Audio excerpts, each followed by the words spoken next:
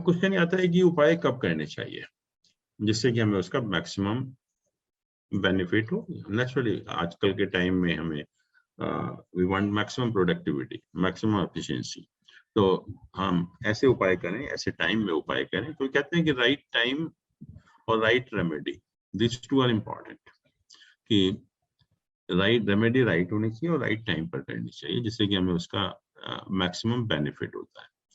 तो पहला तो कहा कि कृष्ण पक्ष के दौरान करिए।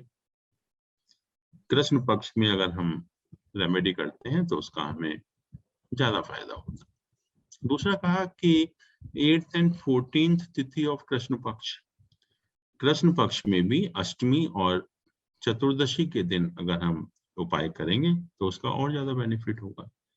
अष्टमी मतलब हम लोगों ने बात की थी कि अष्टमी के दिन हमारा जो माइंड है, हमारी बॉडी है, that is uninfluenced by the outside forces, क्योंकि जो सन मून का जो ग्रेविटेशनल पुल होता है एक दूसरे को बैलेंस करता है, तो हमारा माइंड बिल्कुल शांत रहता है। जैसे मान लीजिए हमें कोई मंत्र की सिद्धि करनी है, मंत्र का जाप करना है, तो हमारा माइंड एकदम से शांत है उस टाइम जो है, तो हम उसका उपाय करेंगे तो ज्यादा हम कंसंट्रेट कर पाएंगे उसको जो है। तो इसलिए कहा कि अष्टमी के दिन और अच्छा है। चतुर्दशी के दिन हमारा माइंड सबसे ज्यादा डिस्टर्ब होता है। चतुर्दशी के दिन हमारा माइंड सबसे ज्यादा डिस्टर्ब होता है। तो अगर हम इसको मेडिटेशन में लगा लें, पूजा पाठ में लगा लें, तो हम जो परेशानियों से बहुत हद तक बच सकते हैं, परेशानियों से बहुत हद तक बच सकते हैं। तो इसीलिए कहा कि अष्टमी और चतुर्दशी के दिन उपाय करने से हमें और ज्यादा फायदा होता है। फिर कहा कि जिनके लॉर्ड मैलिफिक हैं, जो वीक डेज हैं, जिनके लॉर्ड मैलिफिक प्लैनेट्स हैं, जैसे कि ट्यूसडे है, सैटरडे है और संडे है, ट्यूसडे, सैटरडे और संडे, तो इन दिन भी अगर हम उपाय करेंगे तो उसका भी हमें फायदा होता है। फिर ये कहा कि जब भरणी नक्षत्र होता है उस टाइम भी फायदा होता है, या जब एक्लिप्सेस होते हैं, सोलर एक्लिप्स हो या ल्यूनर एक्लिप्स हो, और आप देखते भी हैं कि जब एक्लिप्सेस होते हैं तो उस टाइम लोग बहुत पूजा पाठ करते हैं, एंड इवन जो मंत्र वगैरह की जो सिद्धि करते हैं वो भी उसी टाइम करते हैं, क्योंकि उस टाइम जो है इस टाइप का एटमॉस्फेयर होता है कि हम और कोई काम करेंगे तो कोई फायदा नहीं है एक्चुअली। तो ये भी एक बहुत अच्छा टाइम है कि एक्लिप्स जब पड़ रहा हो उससे उसके टाइम में या उसके आगे पीछे थोड़ा सा जो है, अगर हम कोई भी रेमेडी करते भी हैं सब लोग, एक्लिप्स में दान वान तो सभी करते ही हैं, पूजा पाठ भी करते ही हैं। फिर कहा कि जब आपका खुद का बर्थ नक्षत्र हो, खुद का जो है बर्थ नक्षत्र हो, उस टाइम भी जो है सर इसमें सर एक क्वेश्चन है सर, ये जी, अपना बर्थ नक्षत्र सर मून साइन मून चलेगा या मून सनराइज? मून साइन, जब हम जो जन्म राशि या जन्म नक्षत्र की बात करते हैं तो वो बेसिकली मून साइन या मून नक्षत्र ही है। ओके तो सर। हाँ, तो ओके जिस नक्षत्र में हमारा चंद्रमा है बर्थ के टाइम, सर। जब वो नक्षत्र चल रहा हो उस टाइम उपाय करेंगे तो फायदा होगा। सर ये नक्षत्र देखना नहीं आया मुझे कि हम अगर आज का नक्षत्र देखने लगे तो कौन सा नक्षत्र देखेंगे? पंचांग है आपके पास? हाँ जी, खोलिए पंचांग। कोई हाँ जी,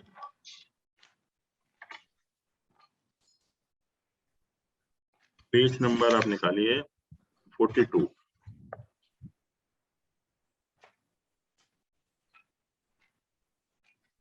हाँ जी सर। ठीक है, निकाला। इसमें जो पहले से चला आ रहा है, इसमें हर डेट में पंचांग का अर्थ होता है 5 एलिमेंट्स, तिथि, वार, नक्षत्र, योग और करण। 5 चीजें जो है इसमें लिखी होती है। पंचांग का मतलब यही है, ये 5 चीजों का लेखा जोखा, कौन सी तिथि है, कौन सा वार है, कौन सा नक्षत्र है, कौन सा योग है और कौन सा करण है।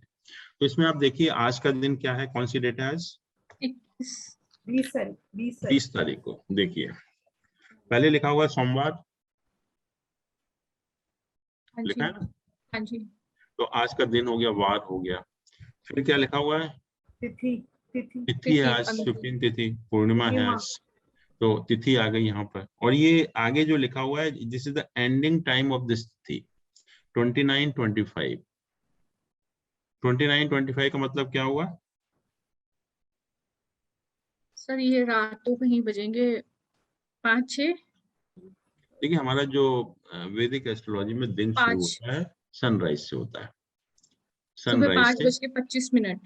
हाँ 12 से लेके 5:25 हो गए। हाँ, तो 5:25 तक ये पूर्णिमा तिथि रहेगी, ये ड्यूरेशन भी लिख दिया। ठीक है, तो ये हो गया, तिथि हो गया, वार हो गया, और अब आगे देखिए क्या लिखा हुआ है, नक्षत्र भाद्रपद नक्षत्र। पूर्व भाद्रपद।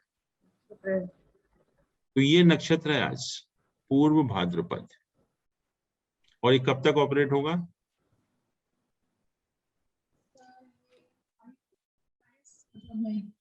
4 बजे के आसपास तक।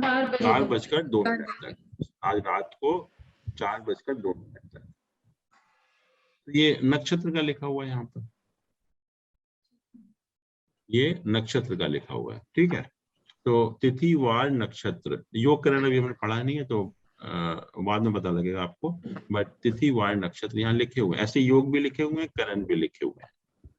और उसके बाद सूर्य उदय और सूर्य अस्त, वो भी इंपॉर्टेंट है। हर दिन सनराइज कितने बजे होता है, सनसेट कितने बजे होता है।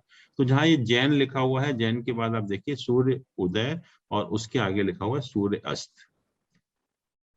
ठीक है, तो आज के दिन सनराइज कितने बजे हुआ, कितने बजे लिखा हुआ है यहाँ पर, 18:20, सॉरी 609 पर सनराइज हुआ, और सूर्य अस्त या सनसेट कितने बजे हुआ, 6:20 पर शाम।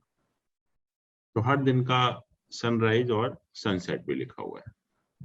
ठीक है, तो यहाँ से आप हर महीना, तिथि, वार, नक्षत्र, ये सब यहाँ से देख सकते हैं इसमें, और हर दिन का इसमें लिखा हुआ है।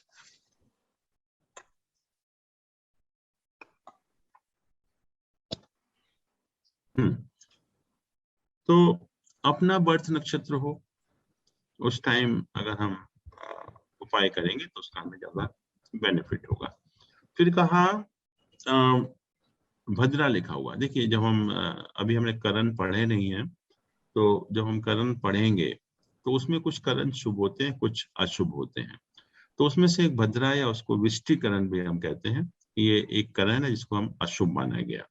तो जैसे आप लास्ट कॉलम जो अभी आप देख रहे थे, तो उसमें सब ये लिखा होता है कि जैसे कोई अशुभ करण है, या क्या बोलते हैं उसको, पंचक तो नहीं चल रहे, पंचक का टाइम भी लिखा होता है कि पंचक किस टाइम शुरू होगा, पंचक किस टाइम खत्म होगा। ऐसे ही भद्रा का भी लिखा होता है कि भद्रा किस टाइम शुरू होगा और किस टाइम खत्म होगा। तो भद्रा को एक अशुभ करण माना गया। तो जिस टाइम अगर भद्रा ऑपरेट हो रहा है, तो उस टाइम भी अगर हम करेंगे तो उपाय हमें फायदा होता है।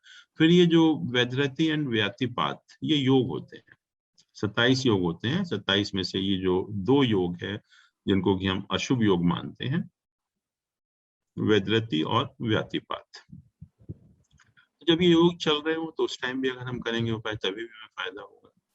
या फिर संक्रांति के टाइम, संक्रांति का मतलब क्या हुआ, सूर्य जब अपनी दिशा बदल, पूरे अपनी दूसरी राशि में प्रवेश करता है। हाँ, सूर्य जब अपनी राशि चेंज करता है तो उस मोमेंट को हम संक्रांति कहते हैं, और उसको हम सेलिब्रेट करते हैं in the form of religious and spiritual activities. गुरु के पास जाते हैं, पूजा पाठ करते हैं, दान करते हैं, स्नान करते हैं।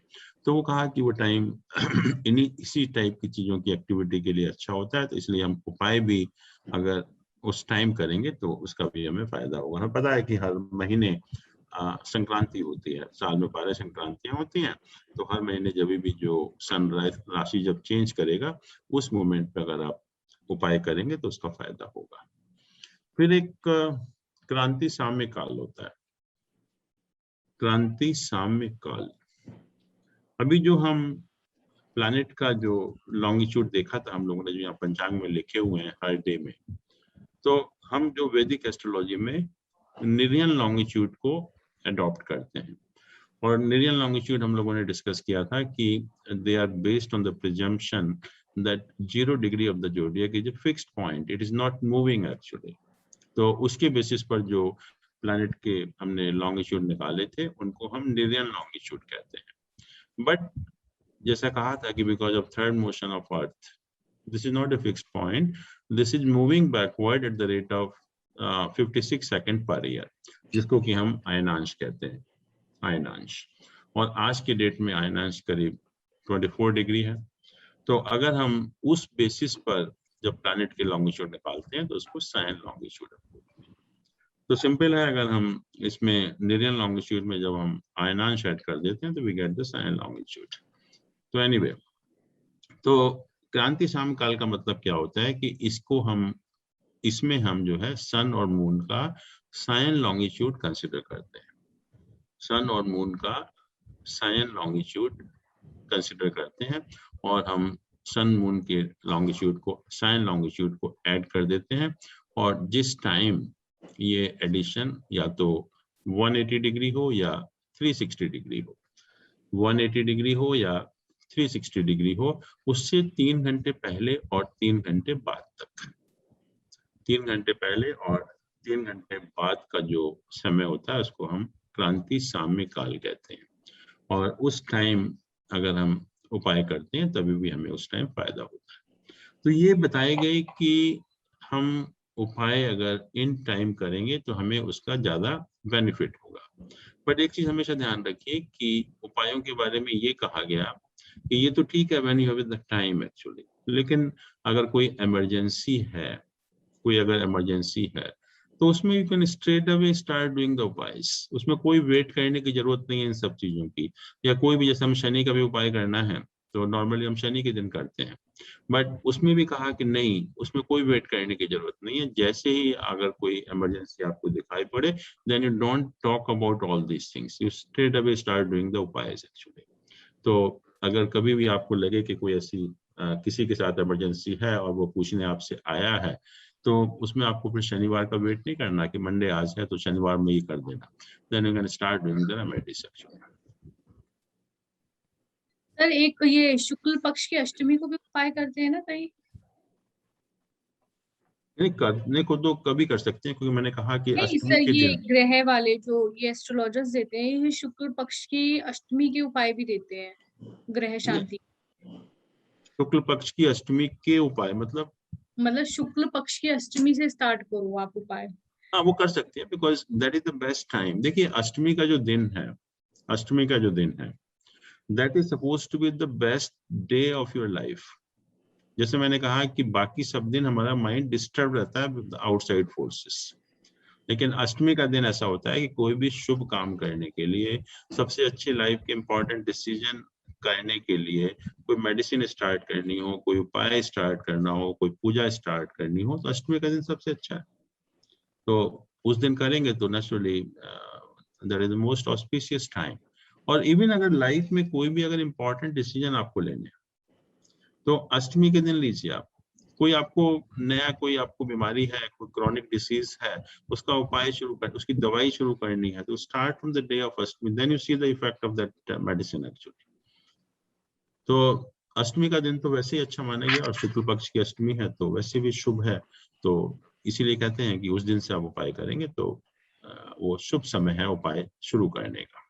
सर अष्टमी मतलब 8 तारीख शुक्ल पक्ष की या 8वां दिन क्या होता है?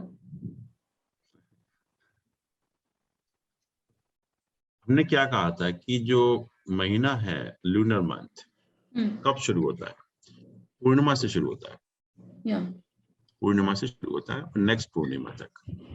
जैसे आज अश्विन का महीना शुरू हो गया, आज पूर्णिमा है, और जब नेक्स्ट पूर्णिमा आएगी तो अश्विन का महीना खत्म हो जाएगा, कार्तिक का महीना शुरू हो जाएगा, राइट? तो अब जो पूर्णिमा से अमावस्या तक का समय, उसको हम कृष्ण पक्ष कहते हैं, और अमावस्या से जो पूर्णिमा तक का होता है उसको हम शुक्ल पक्ष कहते हैं। और हम इन दोनों पक्षों को 15-15 तिथियों में डिवाइड कर देते हैं, दोनों पक्षों को 15-15 तिथियों में डिवाइड करते हैं, ठीक है?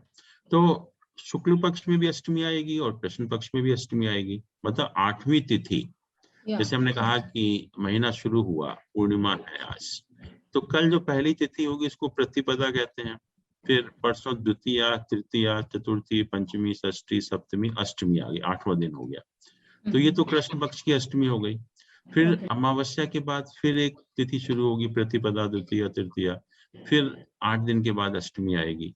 तो दोनों पक्षों में, कृष्ण पक्ष में भी और शुक्ल पक्ष में भी दोनों में एक एक अष्टमी आएगी। ओके